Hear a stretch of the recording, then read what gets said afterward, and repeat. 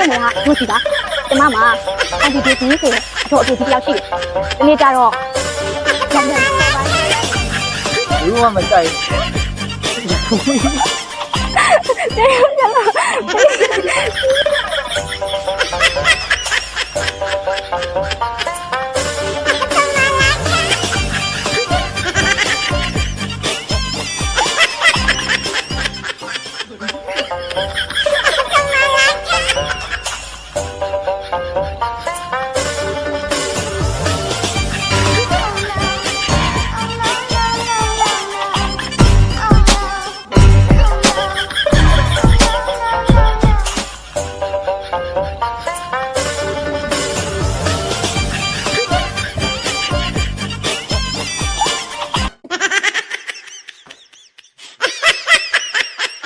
ဟမ်